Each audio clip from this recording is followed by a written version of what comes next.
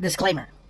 The views and opinions expressed in this episode are those of the GOAT, or the greatest of all titos, and do not necessarily reflect the views or positions of all titos or uncles around the world. Possibly a few, but definitely not all. It's interesting how with just a few days you learn a lot. And I'm talking about Duolingo. So a few videos ago, I mentioned that part of changing the routine, my daily routine, was to learn a new language through Duolingo. I actually signed up for their Super Duolingo so that the rest of my family can take it. And surprisingly, one of my nephews from my sister's side is actually taking up Korean, same as I am. So, ang saya niya when I invited him to the family package. So going back, today marks my 15th consecutive day of learning Korean. And the challenge is that because you're learning, the first few days you learn to pronounce words, certain phrases, not necessarily words, but certain sounds. So they show you what the character is and how it sounds. And when you go through it, you would think, instinctively you would think that is how certain words are spelled in Korea, when it's totally not the case. What you're actually learning is how to pronounce the sounds. When you see certain combination of characters, it makes certain sounds and not necessarily become like the translation of the word. As I've said, I'm in day 15, but I am still getting confused.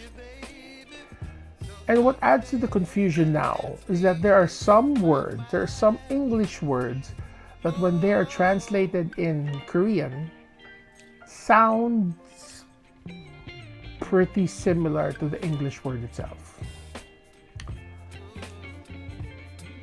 And then there are some words which are totally different when it's translated into Korean. For example, when you are saying chicken in Korean, it's dak.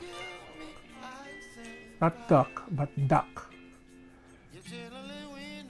But for the word message, the Korean word for message is besiji or bisiji. So it sounds similar. So pati yun adds to the complication and the confusion when you're learning a new language. Another thing that is so peculiar about learning the Korean language is, for example, for the sound of ga in the Western letters, it's G.A. ga. When you put them next to each other, like gaga, in Korean, the first syllable sounds totally different. So if you say, the example, gaga, in Korean, it's pronounced ka-ga. And it's like that in a lot of their pronunciation. Pati pagsulat. Okay, I don't know sino yung gago nagsabi sa akin na dali-dali lang matuto ng Korean. It's not. But I'm up for the challenge. As you know, I am a completionist. So I'm looking forward to. I'm at this point that I'm actually writing down notes now. Crazy. So if you want to learn a new language, check it out. Duolingo, they have an app.